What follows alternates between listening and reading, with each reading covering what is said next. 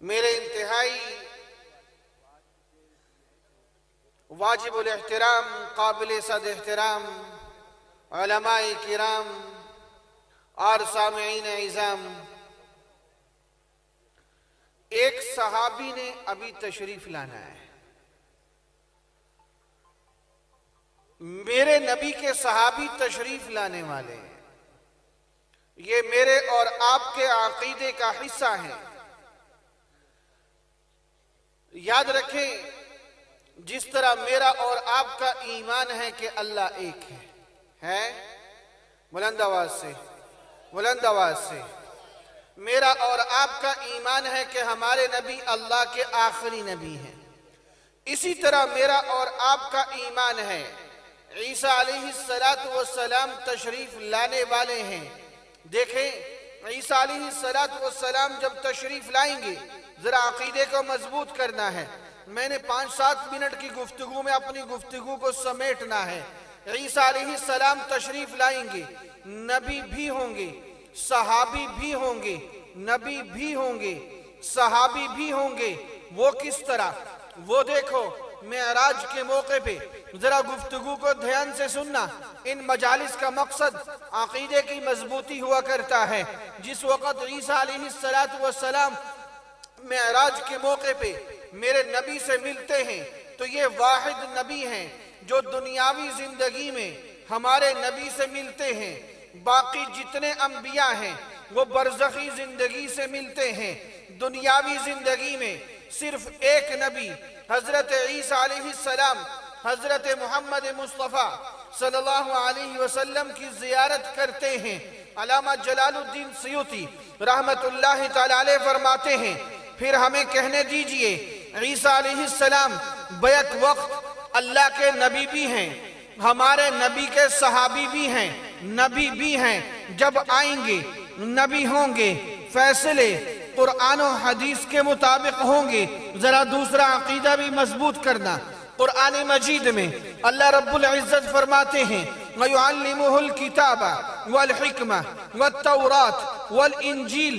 اللہ تعالیٰ عیسیٰ علیہ السلام کے لیے 4 چیزوں کی تعلیم۔ کتنی چیزوں کی؟ بلند آواز سے، بلند آواز سے میاں۔ 4 چیزوں کی تعلیم۔ وَيُعَلِّمُهُ الْكِتَابَ وَالْحِكْمَةَ وَالتَّوْرَاةَ وَالْإِنجِيلَ۔ یہ عیسیٰ علیہ السلام کے لیے تورات اور انجیل تو سمجھ آ گئے۔ تورات کی شریعت تھی، انجیل نئی کتاب تھی۔ یہ کتاب و حکمت سے کیا مراد ہے؟ مفسرین نے لکھا ہے کتاب و حکمت سے مراد قرآن و حدیث کی تعلیم ہے۔ عیسیٰ علیہ السلام کے لیے قرآن و سنت کی تعلیم کیوں؟ کہ جب قیامت کے نزدیک عیسیٰ علیہ السلام تشریف لائیں گے، نبی ہوں گے، لیکن فیصلے قرآن و سنت کے مطابق ہوں گے۔ میں آپ حضرات کے سامنے ایک مثال دینا چاہتا ہوں، میں عموماً دیا کرتا ہوں۔ اگر پاکستان کا صدر ترکی میں چلا جائے تو ترکی میں ترکی کے صدر کا حکم چلے گا یا پاکستان کے صدر کا؟ بلند آواز سے۔ جو پاکستان کا صدر گیا ہے اس کی صدارت ختم نہیں ہوگی۔ ترکی میں ترکی کے صدر کا حکم کیوں چلے گا؟ دور حکومت ترکی کا ہے۔ جب عیسیٰ علیہ السلام تشریف لائیں گے، نبی ہوں گے، لیکن فیصلے قرآن و سنت کے مطابق ہوں گے، کیونکہ قیامت تک دور نبوت حضرت محمد مصطفیٰ صلی اللہ علیہ وسلم کا ہے۔ میں نے 2 باتیں آپ کے سامنے رکھی۔ عیسیٰ علیہ السلام تشریف لائیں گے، دھیان میری طرف، عقیدہ مضبوط کرنا ہے۔ عیسیٰ علیہ السلام آئیں گے، بیک وقت اللہ کے نبی بھی ہوں گے، میرے نبی کے صحابی بھی ہوں گے۔ اور جب عیسیٰ علیہ السلام تشریف لائیں گے، پوری دنیا پر اسلام پھیلائیں گے۔ یہاں ایک اور بات میں کہنا چاہتا ہوں، اکابر کی موجودگی میں اکابر کی بات کہنا چاہتا ہوں۔ اس زمانے میں جو عیسیٰ علیہ السلام کی زیارت کرتا چلا جائے گا وہ میرے نبی کا تابعی بنتا چلا جائے گا۔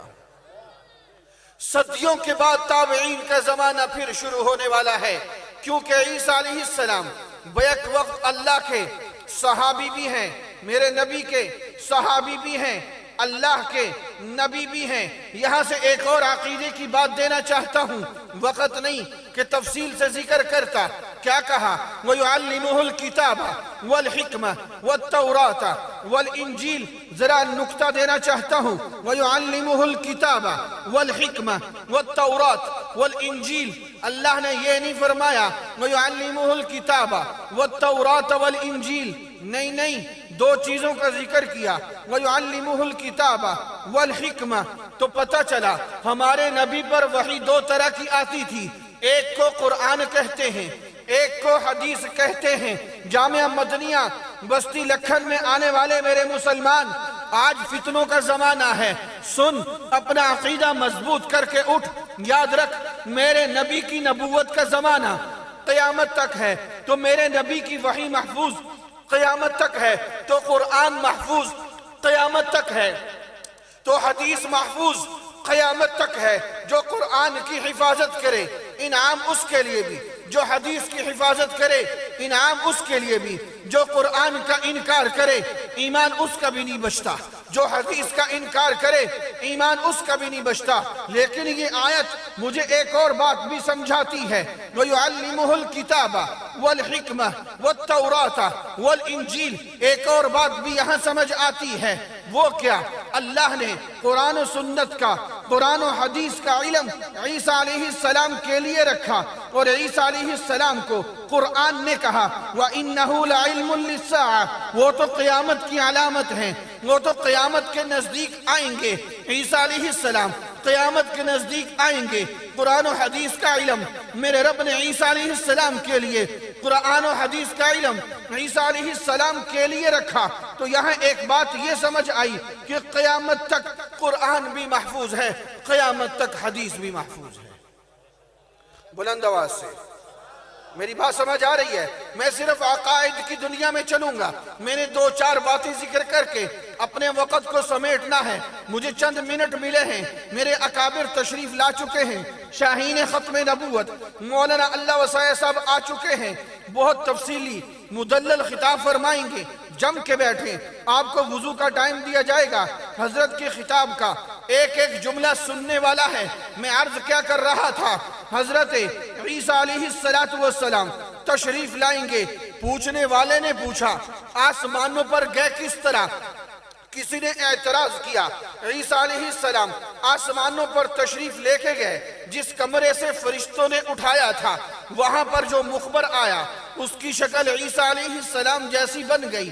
اللہ نے فرشتوں کے ذریعے سے عیسیٰ علیہ السلام کو آسمانوں پر اٹھایا، جو مخبری کرنے آیا اس کی شکل عیسیٰ علیہ السلام جیسی بنائی۔